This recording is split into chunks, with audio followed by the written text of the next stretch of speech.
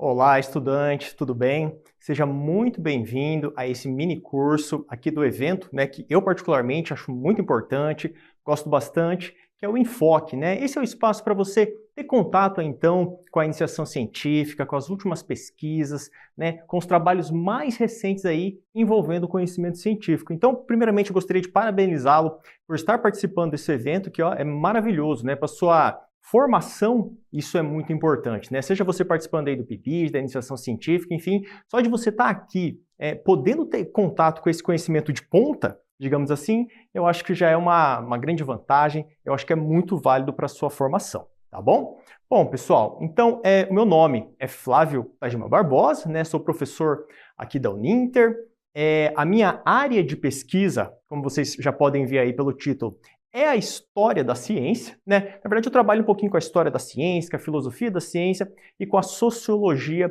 da ciência, trabalhando ali na interface com a química um pouquinho, Então, a ideia aqui hoje é tentar trazer um pouco dessa história da ciência e como é que ela vem sendo feita ultimamente, Às vezes a gente já ouviu falar de história da ciência, a gente já ouviu falar de grandes nomes, mas a ideia aqui hoje, então, é trazer um pouquinho para vocês do que a gente tem discutido em pesquisas mais recentes sobre a história da ciência, e por isso que eu chamei esse título, A História da Ciência e a Formação Cidadã. Porque eu, enquanto professor, eu tenho uma preocupação de que a história da ciência, de alguma forma, esteja dentro de sala de aula, esteja dentro da formação aí dos nossos estudantes, sejam eles licenciados, bacharelados, seja lá no ensino médio, na educação básica. Então eu tenho essa preocupação de que a história da ciência esteja mais presente dentro da sala de aula, e eu acho que é um elemento muito importante para a gente promover essa formação cidadã, e a gente já vai entender um pouquinho o que eu estou querendo dizer com isso,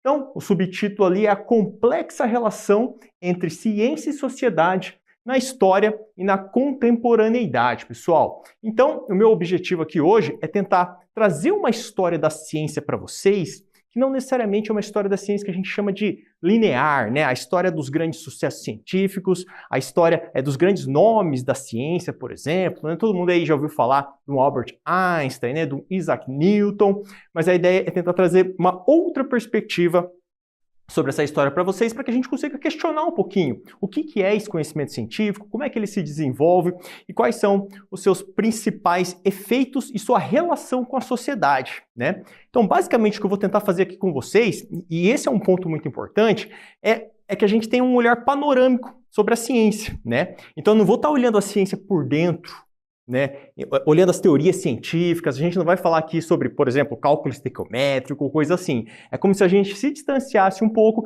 e tentasse olhar para a ciência. A gente vai ter uma compreensão sobre a ciência e a maneira pela qual ela se desenvolve, tá? E para começar, pessoal, gostaria muito de trazer uma imagem aqui que você talvez já tenha visto, Já reconheça isso de longa data, já tenha ouvido falar, porque é um assunto bastante recorrente, Acho que você reconhece essas duas imagens, O nome ali também acho que já lhe é familiar, se não for, É a Little Man e a Fat Boy, Isso aqui representam as duas bombas atômicas utilizadas na Segunda Guerra Mundial, lançadas sobre Hiroshima e Nagasaki, E por que eu trago essas duas imagens aqui para vocês, Poxa vida, vocês já conhecem, está falando sobre ciência.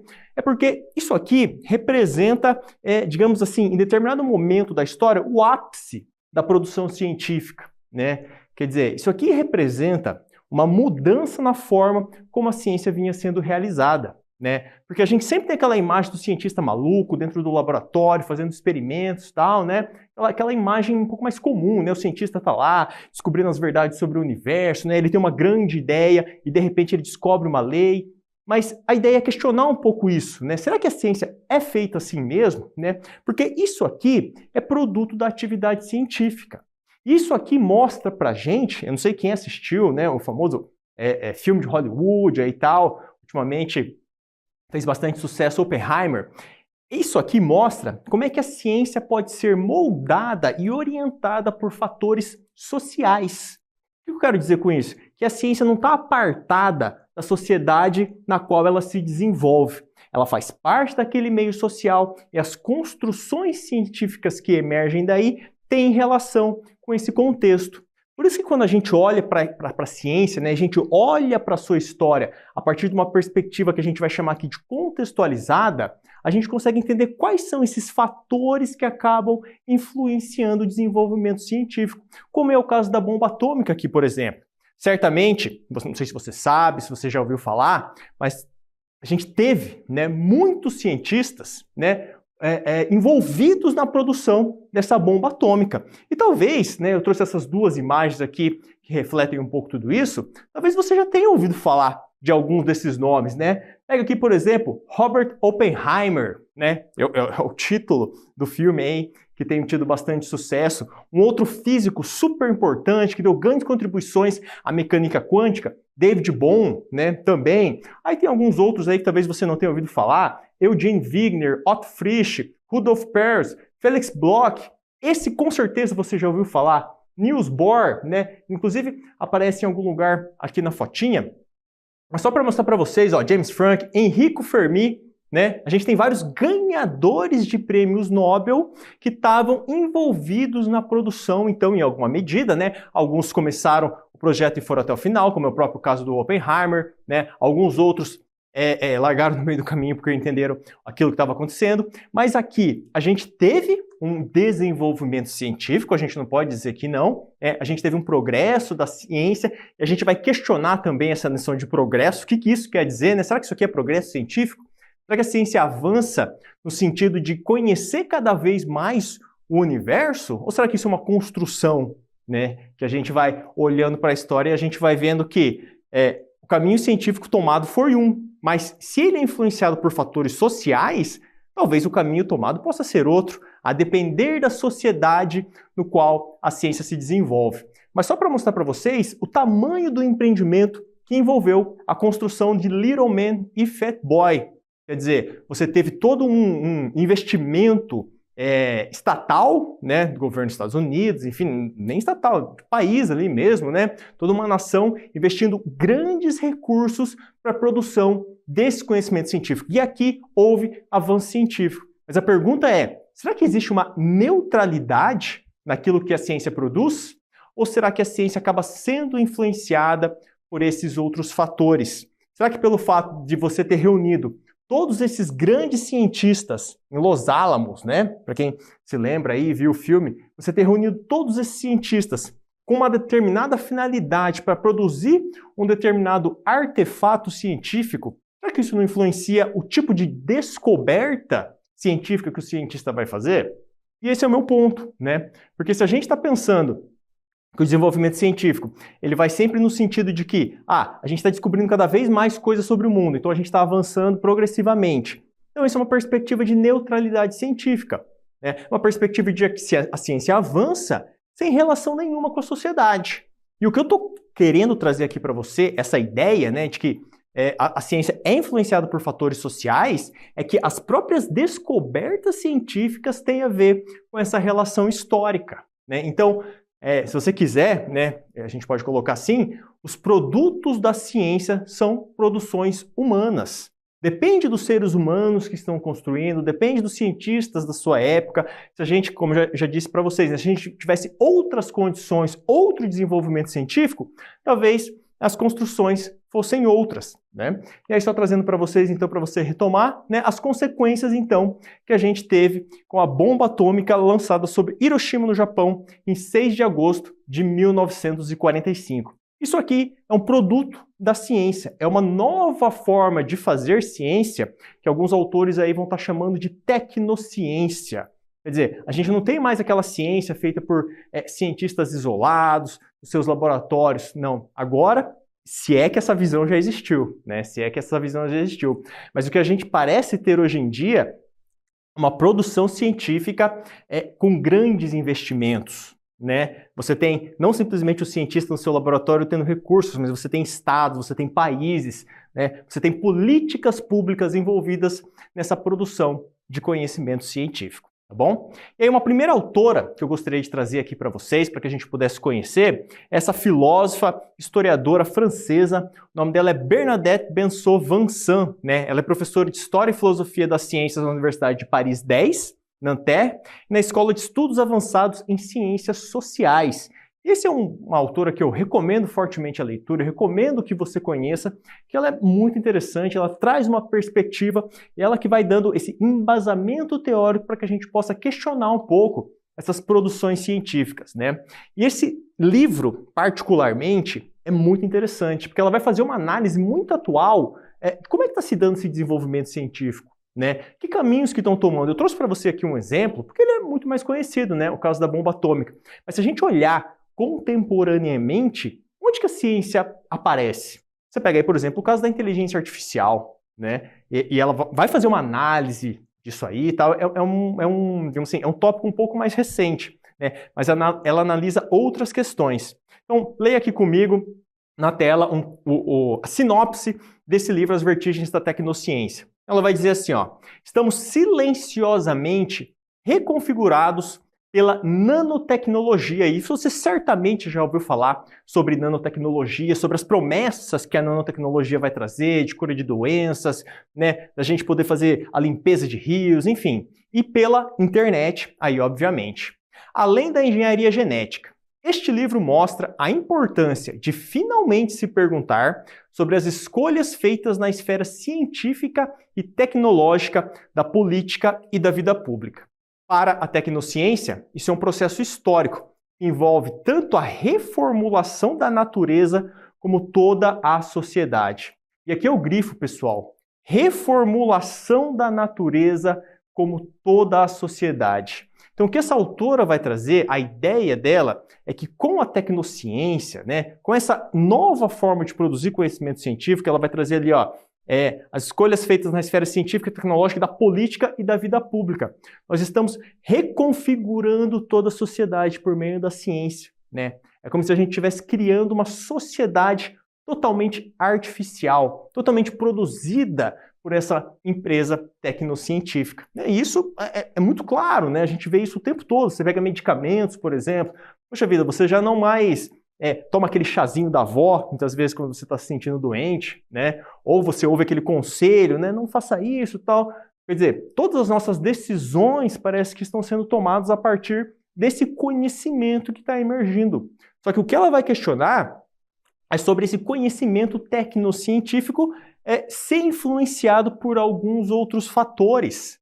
E não necessariamente só a produção de conhecimento de maneira neutra, né? Como se a ciência fosse trazer benesses e benefícios para todas as pessoas, para toda a população, né? Tem vários interesses envolvidos. Aí, por isso que eu trago o exemplo da bomba atômica, né? Quantos interesses estavam envolvidos ali e você promoveu esse progresso científico? Quais são os interesses, por exemplo, que estão envolvidos quando você está pensando na produção de um determinado medicamento, né? Ou quando você está produzindo, por exemplo, algoritmos? Claro, tudo isso vai envolver conhecimento científico de ponta, né? Conhecimentos da física, da ciência da computação, enfim. Você está produzindo ciência quando você está pensando em inteligência artificial. Mas será que, quais são os interesses, né, que estão envolvidos nesse processo aí da produção da inteligência artificial? E é um pouco isso que ela está se questionando, né? Será que nós, enquanto cidadãos, não temos também que levantar um pouco a mão e falar assim, poxa vida, será que é isso que a gente quer? Será que existe, aí eu vou usar um termo aqui mais técnico, um determinismo tecnológico que nós não podemos controlar enquanto sociedade? Determinismo tecnológico é a ideia de que a ciência avança, ou a tecnologia avança, e nós não temos controle nenhum sobre isso.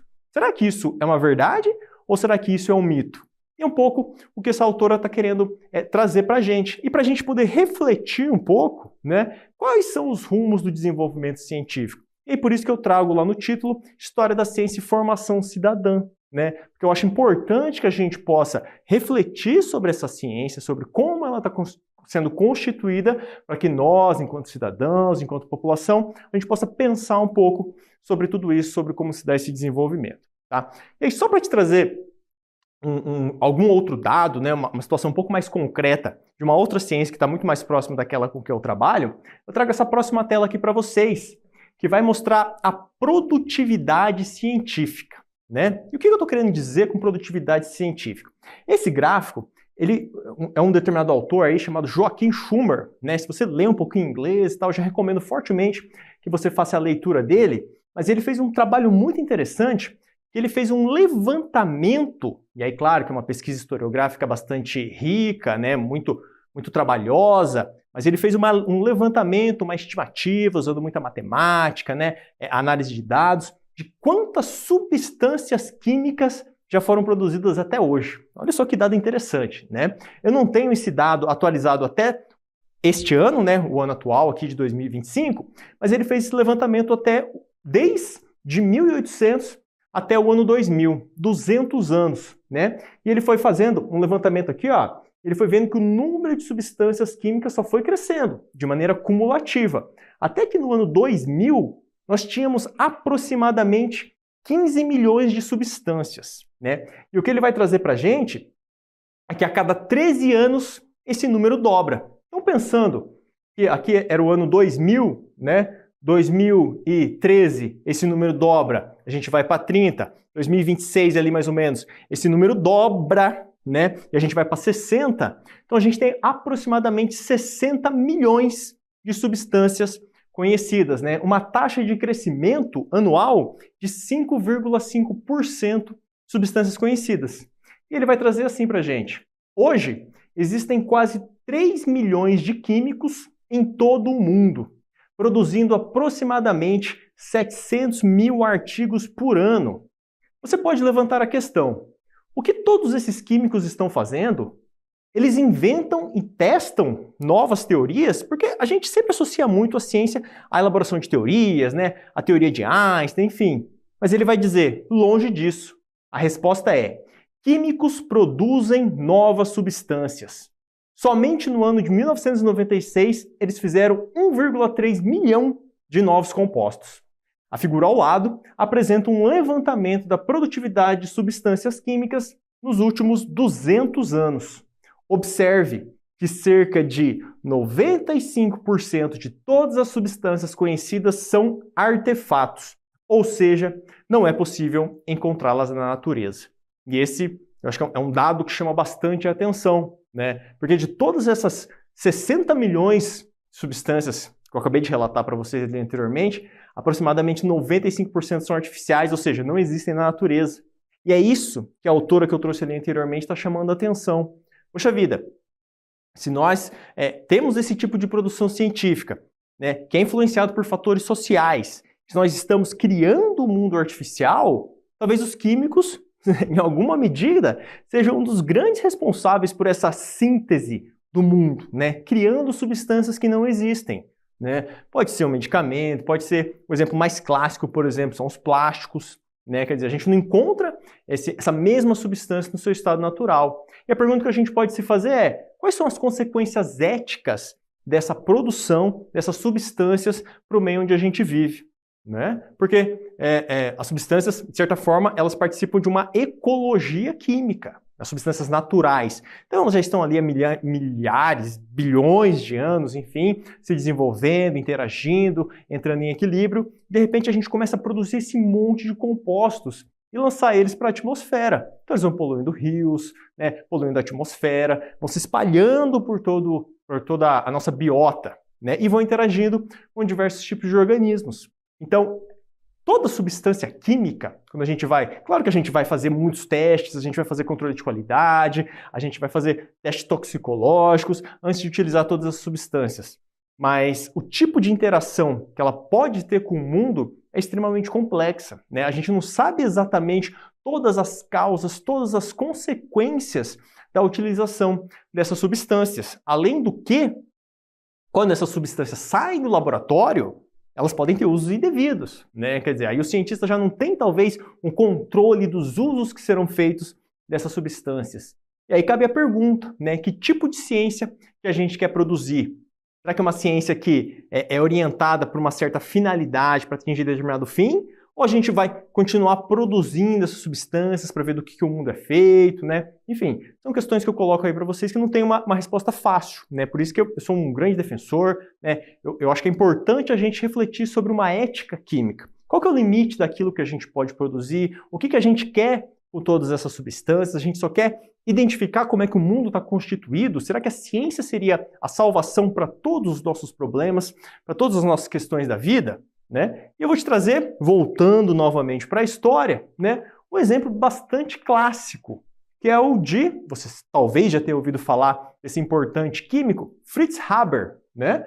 Ele foi um ganhador do Prêmio Nobel, né, com uma perspectiva de que ele poderia, a ciência, né, que ele produziu, a síntese que ele produziu, poderia trazer o fim da fome mundial, porque daí, a partir dessa produção, nós poderíamos produzir comida em grande quantidade e para todo mundo, né? E para quem não conhece, isso aqui é uma reação muito tranquila, uma reação muito simples, que é a síntese da amônia, né? A partir do nitrogênio e do hidrogênio. Você vai se lembrar lá das suas aulas de ensino médio, né?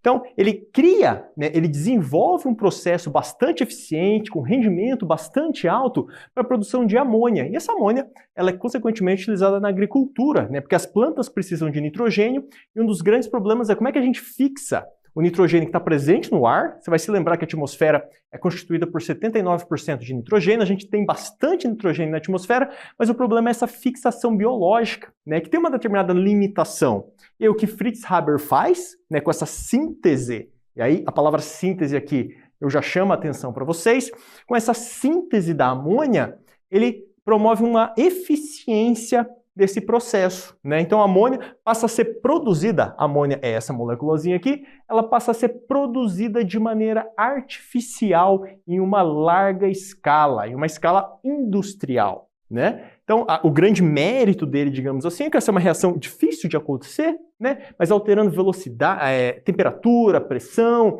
a ordem cinética dessa reação, ele consegue ter um bom rendimento, uma boa eficiência, e aí sempre com a perspectiva disso que traria o fim da fome mundial, né? Mas a questão que se coloca e esse é o ponto que eu estou querendo trazer para vocês, né? Pensa na palavra síntese aqui de novo, né? Quer dizer, a amônia existe de maneira natural, com certeza, mas o que não existe é a quantidade que a gente está produzindo por meio desses processos industriais e os usos que a gente acaba fazendo dessa amônia de maneira indiscriminada. E aí como é que a gente pensa todas essas questões, como é que a gente pensa essa disseminação do conhecimento científico por toda a sociedade, né? Eu trago aqui para vocês uma notícia muito atual, né? Ela tem alguns anos aí, mas ela acaba sendo atualizada constantemente. A notícia traz assim, ó, cientistas alertam para o desequilíbrio de nitrogênio na América Latina. Olha só, né? Então no primeiro momento a gente produz essa amônia, pensando que vai acabar com a fome mundial, que nós resolvemos um problema, mas daí a gente acaba causando esse desequilíbrio de nitrogênio, né?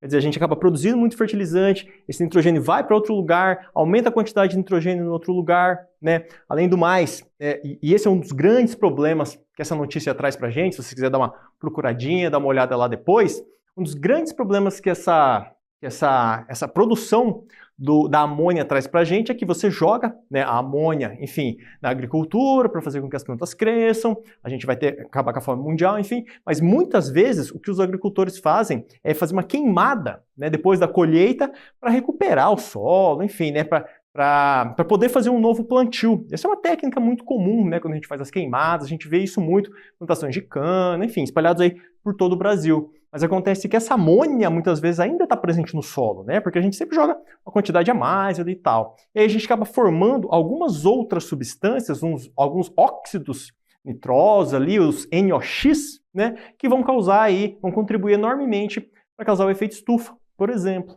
né? Então quer dizer, a gente tinha uma questão da fome, a gente aparentemente resolveu essa questão, porque a questão da fome ainda não está resolvida, e a gente acaba lançando algumas outras substâncias para a atmosfera e criando aí um novo problema, né? E é esse o ponto que aquela autora que eu trouxe ali para vocês anteriormente, que eu recomendo fortemente a leitura, ela vai trazer para a gente, né? Essa é a tecnociência a que ela está se referindo, né? Uma ciência que é produzida em larga escala, uma ciência que vai procurar reconfigurar a natureza, né? Trazendo para o artificial todas as produções, né? E aí a natureza acaba ficando de lado, é o que ela vai chamar de uma segunda natureza, né? E talvez isso, uma reflexão aqui, isso talvez venha de uma concepção que vê ser humano como natureza apartados, separados, né? E como se a gente pudesse ter esse domínio sobre a natureza para produzir, então, tudo aquilo que a gente necessita, né? Como se a natureza fosse um repositório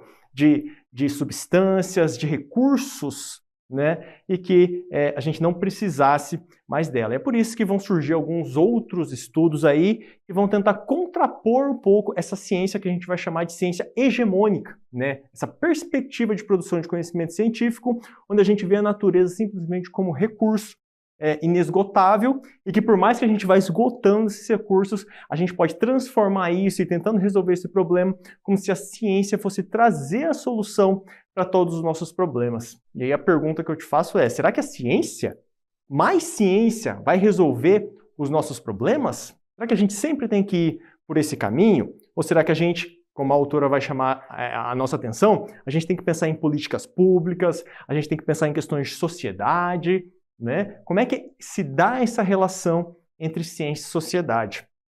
Por isso, quando eu pensei no nome desse minicurso, eu pensei a complexa relação entre ciência e sociedade. Tanto na história, sempre foi complexa essa relação, quanto na contemporaneidade, né? E aqui eu não estou desmerecendo a ciência, né? Ou tentando menorizá-la, né? Torná-la um pouco menor. Não é isso. Mas é que a gente consiga pensar e refletir sobre a ciência e entender que ela também não tem todas as benesses, ela também não vai trazer todos os problemas, solucionar todos os problemas da humanidade, né? E aqui, só para trazer um pouco do contexto mais contemporâneo, eu peguei, isso aqui é muito recente, tá? Ó, eu peguei ali dia 30 de junho de 2025, eu trouxe aqui algumas notícias para vocês que se relacionam com aquilo que eu estou te dizendo, né? Quer dizer, a gente tem o surgimento dessa forma de produzir ciência lá no século XVII, mais ou menos, né? Se você quiser um autor para dar uma lida, realmente, para ver de onde que tudo isso surge, um representante dessa corrente é o Francis Bacon, né? Lá no século XVII, ele vai dizer que, né, o ser humano ele está autorizado, né, a utilizar a natureza enquanto recurso, né? E se a gente utiliza a natureza enquanto recurso, a gente acaba tendo todo esse desenvolvimento aí de ciência, essa concepção de ciência que tem uma longa história, né? E a gente acaba seguindo um pouco essa silagem, esse trilho que começou lá no século XVII, essa forma de produzir conhecimento. Por isso que hoje, quando a gente olha para a história e faz essa análise, a gente começa a se questionar um pouco, né? Quer dizer, o olhar da história é interessante por isso, né? A gente precisa de um certo tempo, a gente precisa da estabilização desses fenômenos para que a gente consiga ir lá para a história, analisar documentos, produções, relações, causas, efeitos, enfim, né? É muito mais difícil fazer uma análise contemporânea da ciência, né? Trago aqui novamente o exemplo da inteligência artificial. Quais são os impactos que a inteligência artificial vai trazer para a gente? É difícil fazer essa análise. Talvez daqui 50 anos a gente consiga analisar melhor, né? Mas contemporaneamente, enquanto isso está acontecendo, acaba sendo complexo. Quais serão as consequências para a educação, por exemplo? Né, para a educação das nossas crianças. Algumas pesquisas já dizem que tem uma influência no desenvolvimento cognitivo. E aí, como é que a gente vai lidar com tudo isso, né? E aí a questão do determinismo tecnológico emerge novamente aqui enquanto fator. Mas vamos dar uma olhadinha aqui então nessas notícias que parecem que ainda trazem essa concepção de ciência, né? Então, quando eu estava falando a palavra síntese, eu trouxe para vocês, eu falei anteriormente, olha aqui, ó, sangue criado em laboratório. A promessa da ciência para suprir a falta de doadores, né? Então, só para trazer um pouco aqui para vocês, não é questionando isso aqui, né? Claro que isso aqui pode ter um benefício muito grande, né? Poxa vida, você pega banco de sangue, sempre está faltando, né? Mas é para a gente não colocar tanta esperança assim, talvez na ciência, né? E pensar que tem outros fatores envolvidos aqui nesse processo, né? Assim como eu estava mostrando ali para vocês o Fritz Haber anteriormente. Poxa vida, ele queria acabar com a fome mundial. Era muito nobre aquilo que ele estava fazendo, né? Mas olha as consequências que isso vai ter um século depois. E como é que a gente vai lidar com isso? Só que aqui, percebe que a gente ainda tem essa mesma percepção e concepção de ciência? Então, sangue criado em laboratório, a promessa da ciência para suprir a falta de doadores. O outro, e assim, isso aqui é a notícia de capa, tá? Eu nem selecionei conjuntos específicos de notícias para tentar te induzir alguma coisa. Só peguei as notícias que apareceram ali na primeira busca e foi o que apareceu. O outro ali, ó, polêmico projeto para criar do zero DNA humano artificial. E é sempre essa questão da síntese, percebe? Que a gente está querendo criar uma segunda natureza, né? Quer dizer, aquilo que a natureza não resolve, deixa com a gente, os seres humanos, que nós vamos resolver, né? Então, quer dizer, isso acaba não sendo visto como um grande problema, mas é necessário pensar também que a ciência não está apartada da sociedade, que talvez tenha alguns outros interesses envolvidos nessa produção, e é por isso que eu chamo a atenção, né? Uma terceira notícia, e esse é um tópico quente quando a gente está falando em tecnociência, ali, por exemplo, né? O segredo da longevidade, um sistema imunológico resistentes, né? E aí, só para trazer a chamada ali para vocês, uma perspectiva um pouco mais crítica de tudo isso, né? O médico norte-americano Eric Topol lança livros sobre os superagers e vê com reservas o boom do mercado anti-envelhecimento. E aqui eu já gostaria de chamar um pouco a sua atenção a palavra mercado anti-envelhecimento, né? E aí, será que existe algum tipo de interesse nessas produções científicas? Porque a gente tem que pensar uma coisa também. O cientista, hoje em dia, pega alguém da química, pega alguém da área de biotecnologia ali, por exemplo, né? Tem algumas áreas científicas que são mais emergentes hoje em dia, né? Pega nanotecnologia, né? Física da matéria condensada, enfim, todas essas áreas científicas, elas precisam de grandes investimentos para produzirem ciência. E aí o cientista, no seu laboratório, com seu grupo de pesquisa, ele acaba tendo que fazer associações. E você já parou para pensar de onde que vem esse dinheiro? Né? Muito do dinheiro, aí, obviamente, vem de financiamento público, vem do próprio Estado. Mas muitas relações, dependendo do país, por exemplo, que você desenvolve ciência, vem de algumas outras empresas. E é claro que essa empresa tem um determinado interesse na produção daquele conhecimento científico. Ela não vai simplesmente investir para que você produza ciência e veja o que acontece. Ela espera um resultado. E se eu produzo ciência esperando um resultado, percebe como a forma de produzir ciência já muda consideravelmente? A gente já não tem mais a mesma forma. Por exemplo, não sei se isso um dia já existiu, né? Mas aquela coisa da ciência pura, sabe, do cientista que vai fazer uma pesquisa para ver o que acontece, né? A lá Albert Einstein, por exemplo, né? Alguns se questionam se isso realmente já existiu, né? Será que já existiu? Já houve uma ciência pura? Né? E essa é a perspectiva aí que a gente tem que se colocar também, né? Então tem vários interesses envolvidos, o cientista precisa de muito investimento, de muito dinheiro para produzir ciência e esse dinheiro vem de algum lugar e tudo isso acaba influenciando no desenvolvimento científico naquilo que o cientista produz, né? E essa visão de ciência, né, que eu queria trazer para vocês, é uma visão herdada, né? Que a gente, quando a gente pensa na história da ciência, né? Agora trazendo um pouquinho mais para o contexto educacional, quando a gente pensa aí na história da ciência, por que a gente tem essa visão de ciência, né? Porque geralmente a gente pensa nos grandes nomes da ciência, né? Quem que não conhece aqui, por exemplo, um Galileu Galilei, um Isaac Newton, um Lavoisier, um Charles Darwin, por exemplo, né? Então, geralmente a gente tem uma visão dessas pessoas que eles são os grandes gênios da humanidade, né? Que eles fizeram grandes benfeitorias, e por isso a gente olha a ciência como se fosse a grande salvadora.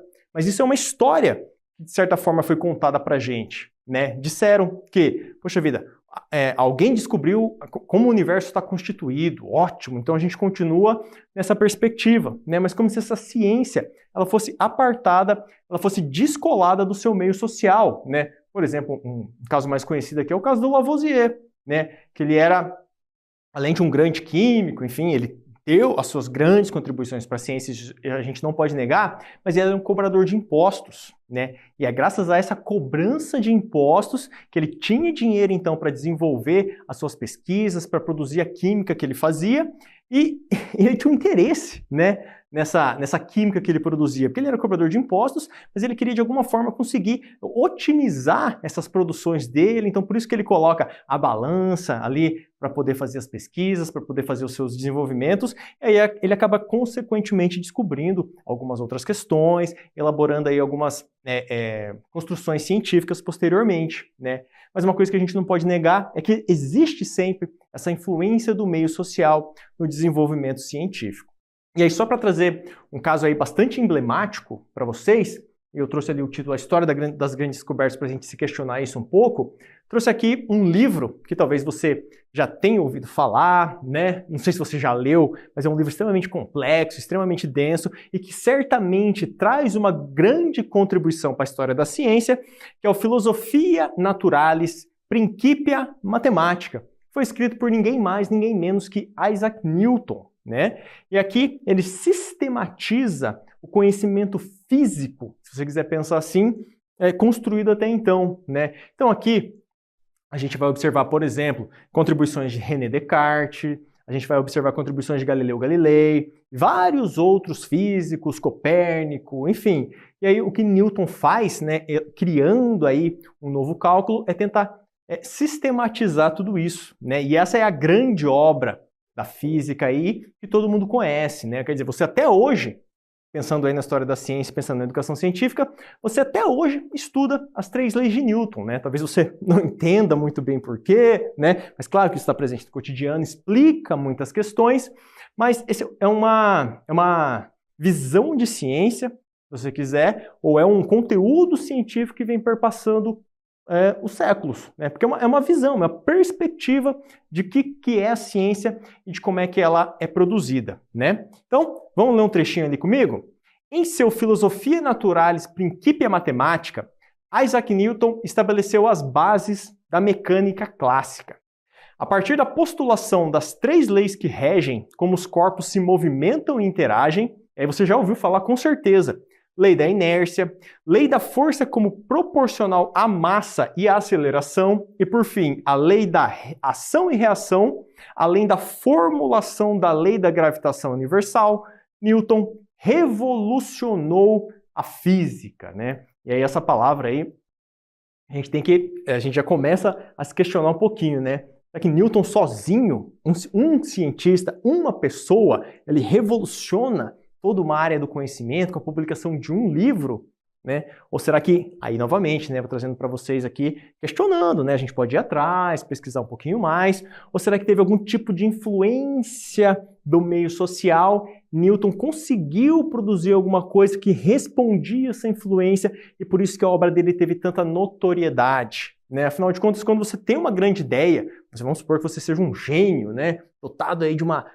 inteligência suprema, enfim, você teve uma grande ideia. Não é todo mundo que aceita aquilo de bate-pronto. Você vai ter que convencer as pessoas de que aquilo está certo, porque você vai questionar o status quo, né? Mas pensa, se você consegue formular uma série de soluções para determinados problemas que estão em sociedade, né, e você publica um livro que responde a tudo isso. Talvez a coisa seja um pouco mais interessante, né? E é isso que a história da ciência está começando a mostrar para a gente. Pesquisas mais recentes começam a mostrar para a gente que essa influência do social, do contexto histórico, político, econômico, social, religioso, por exemplo, acaba influenciando muito, né?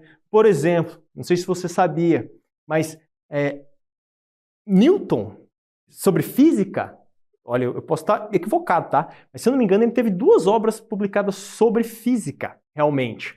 E ele é mais conhecido por isso, claro, é o que chegou pra gente da história. Mas a grande parte da publicação de Newton era sobre, sabe o quê?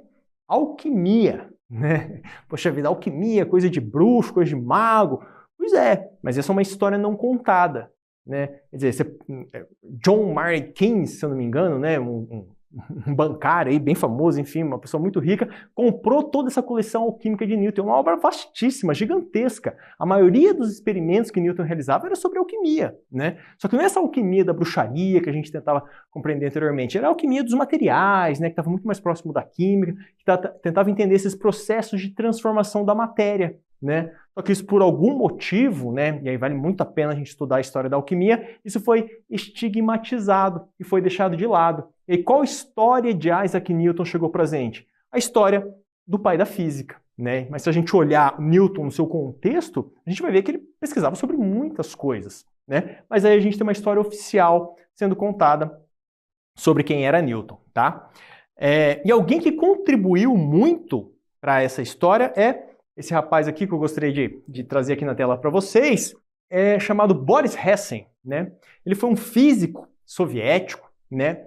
Alguém que vai fazer a história da ciência e ele inaugura uma perspectiva chamada o externalismo na história da ciência, que é justamente isso que eu estou tentando trazer para vocês aqui o tempo todo. O que é esse externalismo na história da ciência?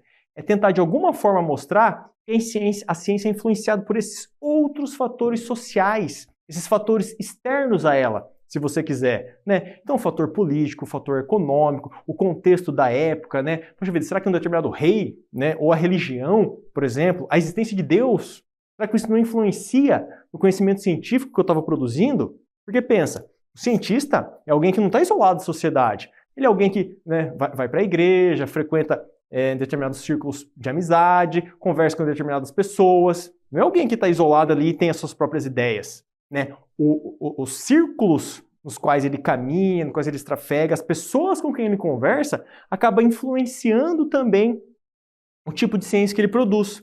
E é o que Boris Hessen, e aqui esse é um marco histórico, digamos assim, é o que ele tenta mostrar num trabalho seminal que ele desenvolve, um trabalho muito importante, que vai chamar assim, ó, as raízes sociais e econômicas dos Principia de Newton. Então ele vai olhar para essa obra de Newton, historicamente, e o que é interessante, né? É ele que inaugura essa forma de fazer história da ciência, né? Então, claro, que isso aqui foi publicado em 1931, né? Depois disso a gente teve vários outros desenvolvimentos, a área cresceu, vários outros pesquisadores de história contribuíram para essa visão que eu estou te trazendo aqui, mas é ele quem, digamos assim, de certa forma dá o pontapé inicial e tenta mostrar isso.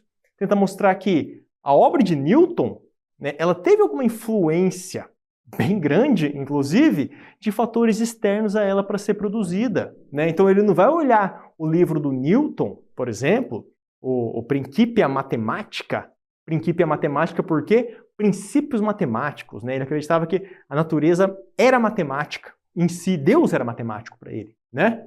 Mas então, o que o Boris Hessen vai tentar mostrar é que existia essa influência, então, externa, social, no desenvolvimento da obra de Newton, tá? E aí, se você quiser, gostaria de ler um trecho aqui com vocês que explica isso um pouco melhor. Então, durante o segundo Congresso Internacional de História da Ciência e da Tecnologia, que aconteceu no ano de 1931, em Londres, o soviético Boris Hessen apresentou seu artigo As Raízes Sociais e Econômicas dos Principia de Newton, que mudaria as bases interpretativas da história da ciência para sempre, ao aplicar o materialismo dialético de Karl Marx para explicar a produção intelectual de Isaac Newton. Hessen mostrou que as teorias do físico britânico, consideradas até então de uma genialidade quase que divina, e essa imagem que a gente recebeu de Newton, né, um grande gênio da humanidade, foi ele que foi o ser humano mais inteligente que já existiu, depois de Aristóteles, e a gente sempre tem essa ideia, né? Não podia ser vista de forma descolada da realidade material.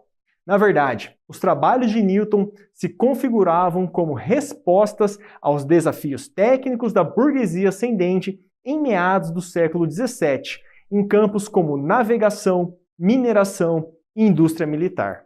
Então aqui, o que Boris Hessen tenta trazer para a gente é que se a obra de Newton teve tanto sucesso assim, que se a obra de Newton chegou até hoje para nós, se até hoje a gente estuda, se até hoje a gente tenta entender o movimento balístico, né? Como é que se... Enfim, a gente tem vários estudos lá, você pode se lembrar daí da sua física lá do ensino médio, mas que se isso chegou para a gente até hoje, é porque essa obra de Newton respondia a diversos interesses de mineração, por exemplo, tudo envolvendo ali o contexto econômico da ascensão da burguesia, enfim, em determinado contexto histórico, né? E você pode olhar e falar assim, Flávio, eu não concordo com essa interpretação, né? Puxa vida, eu acho que é uma interpretação ideológica, enfim.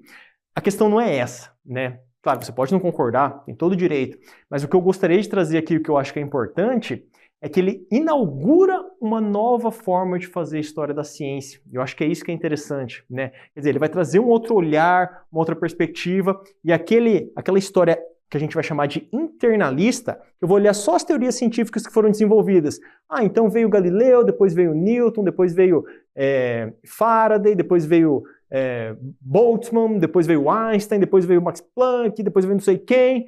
Ele vai questionar tudo isso. Eu falo assim, olha só, essa história existe. Não tem como dizer que não. Mas ela é muito mais complexa. Ela envolve relações sociais, né, com outros contextos, com outras questões. Então ele vai complexificar essa história da ciência, e aí é que a coisa vai se tornando muito mais interessante. E aquela imagem herdada que a gente tinha de história da ciência, ela vai se modificando, né? E é isso que a gente gostaria de poder levar um pouco mais para o contexto de sala de aula, para tentar desconstruir um pouco essa imagem de ciência que a gente tem contemporaneamente, que acaba não respondendo mais à nossa sociedade. A maneira como a gente vive não ajuda a gente a interpretá-la, ou ajuda muito pouco, né?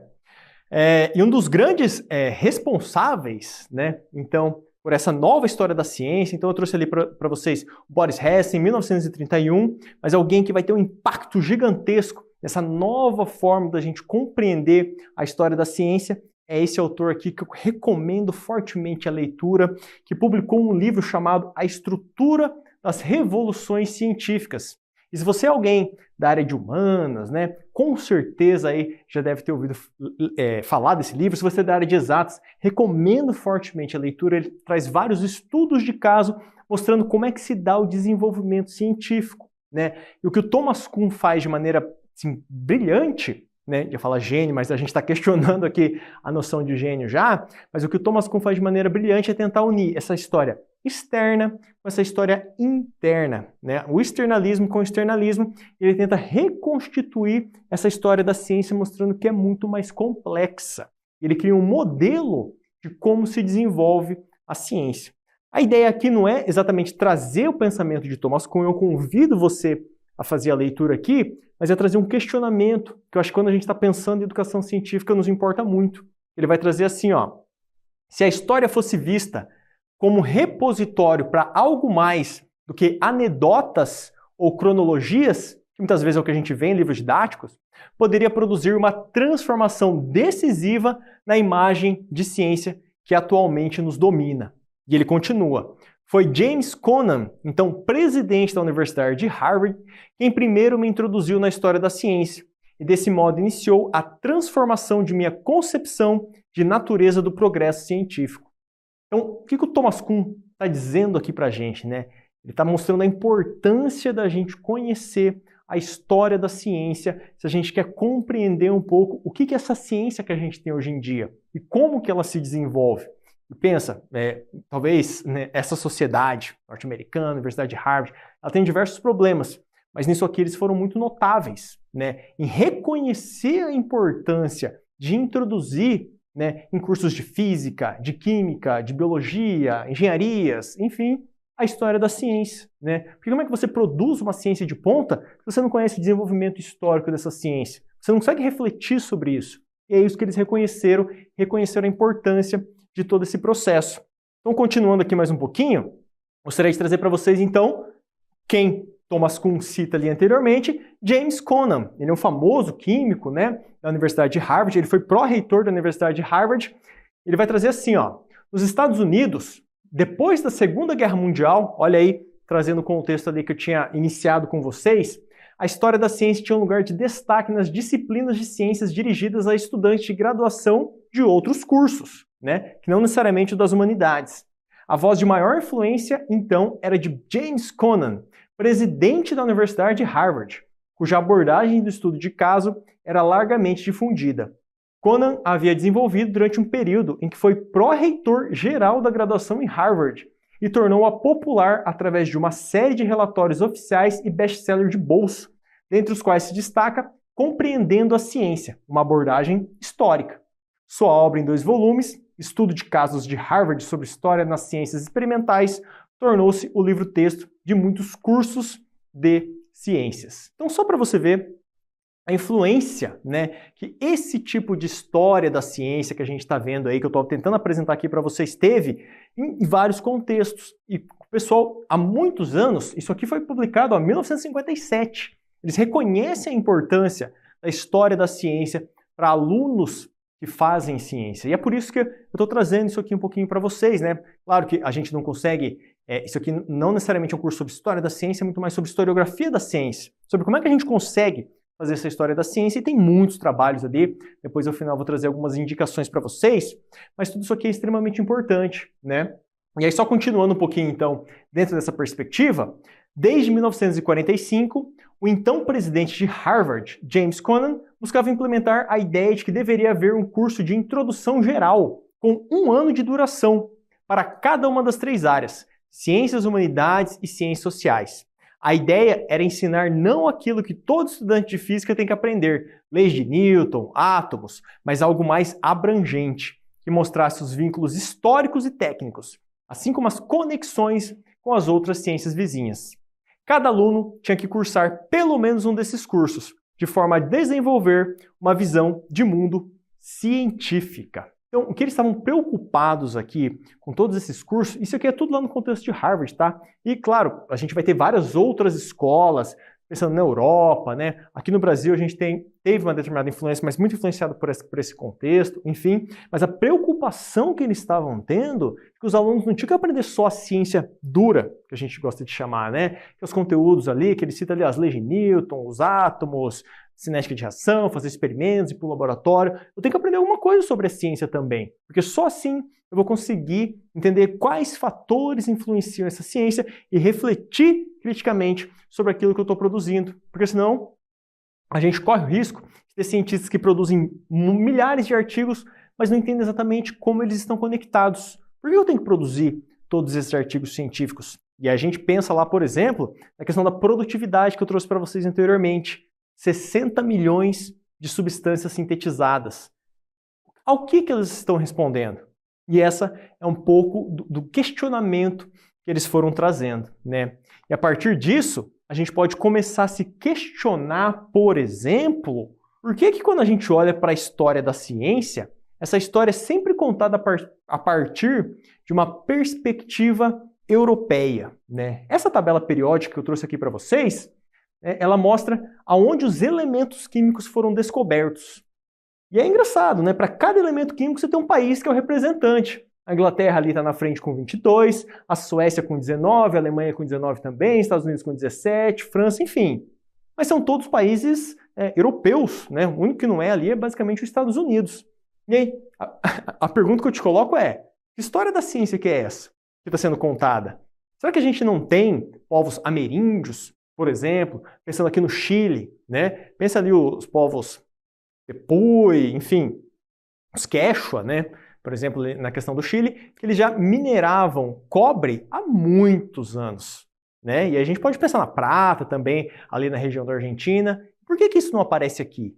Quem que contou essa história sobre o desenvolvimento científico? O que é a ciência, né? Porque a gente sempre considera essa ciência desenvolvida pelos europeus como sendo a grande ciência. E eu te coloco isso porque senão a gente vai estar sempre correndo atrás deles, né? Claro que eles vão sempre estar na frente, claro que eles vão estar sempre se desenvolvendo, a história deles é muito mais longa, né? Mas depende daquilo que a gente considera como sendo conhecimento científico. Então por isso que é importante a gente estudar essa história da ciência, para a gente ver quais são esses fatores que acabam influenciando na produção de conhecimento. E aqui eu tento alargar um pouco aquilo que a gente está entendendo por conhecimento. Não só o conhecimento científico, mas os diferentes saberes, as diferentes tradições. E a história da ciência vai colocar em xeque, por exemplo, uma imagem como essa aqui, né, que só traz países europeus produzindo aí todos esses elementos químicos. É claro que pode ser, teve uma grande influência, foram eles que isolaram esses elementos químicos, né? Mas o uso deles é de longa data, né? Desde a alquimia a gente já conhecia vários elementos, né? E às vezes isso é um pouquinho apagado e não aparece pra gente. E aqui o que eu queria trazer também para vocês, trazendo um pouquinho para o nosso contexto, é o químico da evolução. Eu não sei quem aqui já ouviu falar sobre Otto Richard Gottlieb. Um químico, ele não necessariamente é brasileiro, tá? Ele nasceu na República Tcheca, veio para o Brasil, desenvolveu todas as suas pesquisas aqui no Brasil, teve uma repercussão muito grande, foi um químico muito importante. Ele criou um conceito, né, de evolução química das plantas, né? A gente tem até então a gente teve uma classificação das plantas baseada em Linneu, né? Não sei se você vai se lembrar lá, reficofage, né? Reino, filo, classe, enfim, todas aquelas questões. E o que o Gottlieb vai tentar fazer é usar a química para tentar trazer uma ampliação dessa classificação.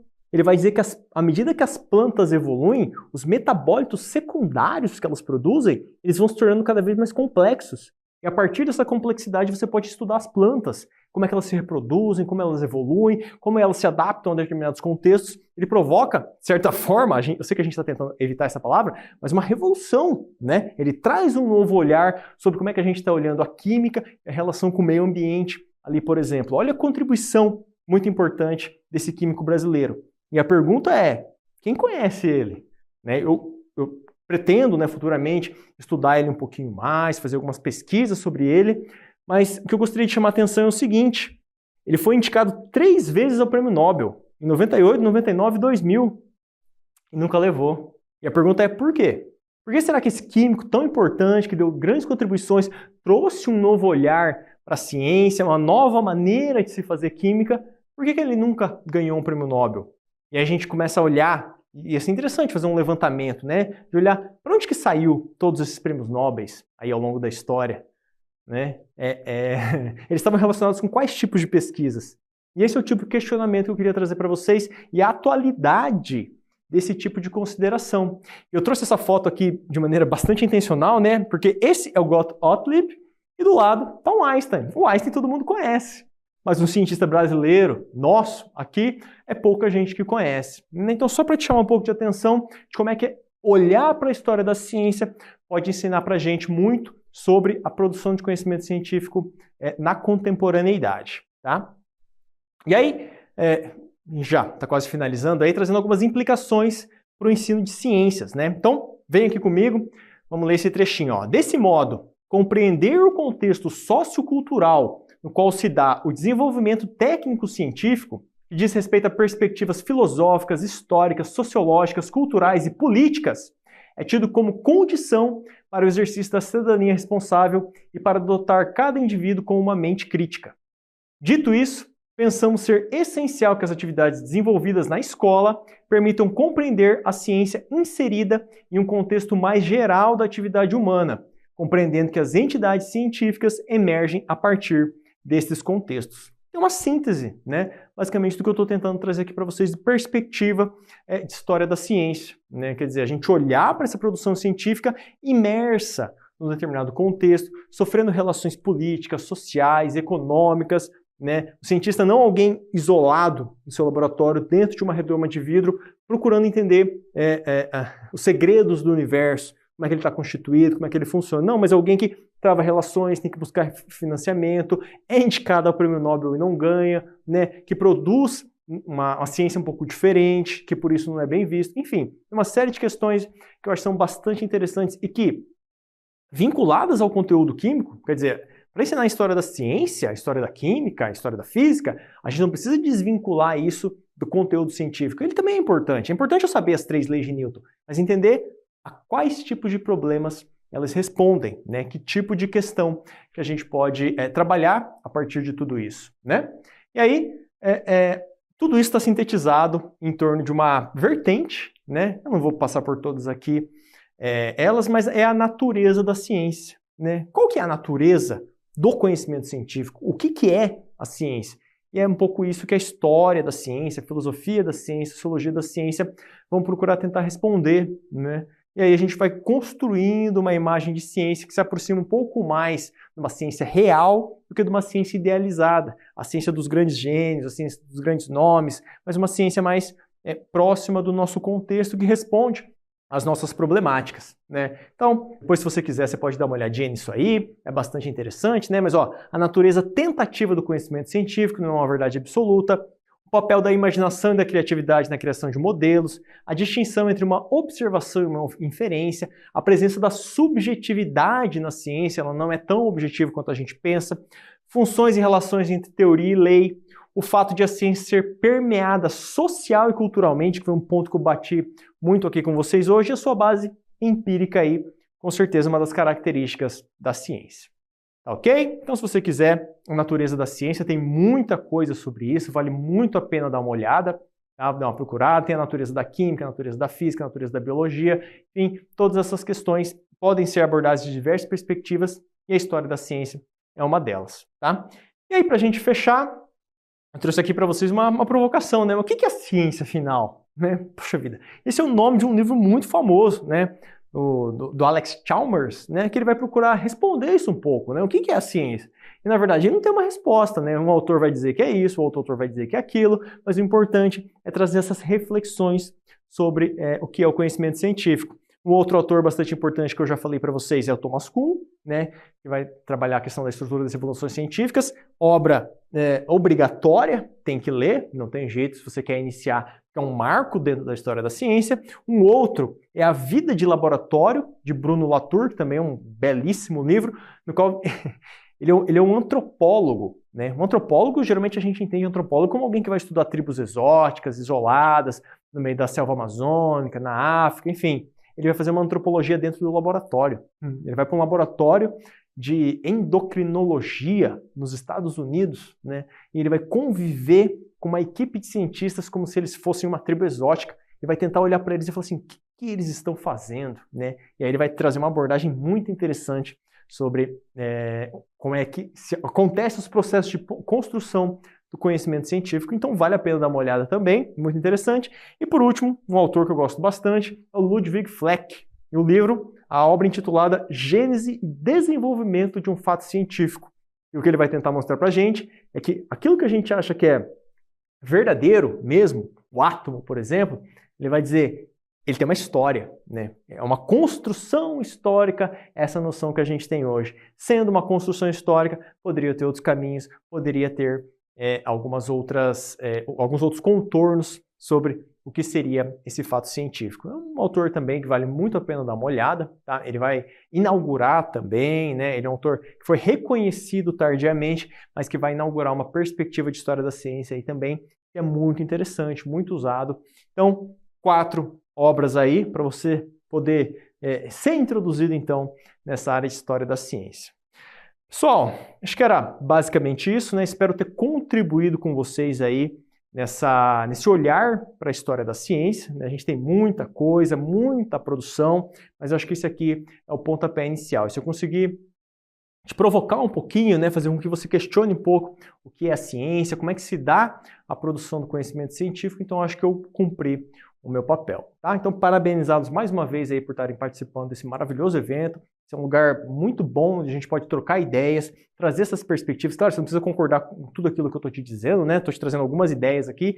A ideia é iniciar o debate, então, para que a gente possa ir dialogando aí. Então, parabéns aí mais uma vez pela participação. Obrigado e até logo.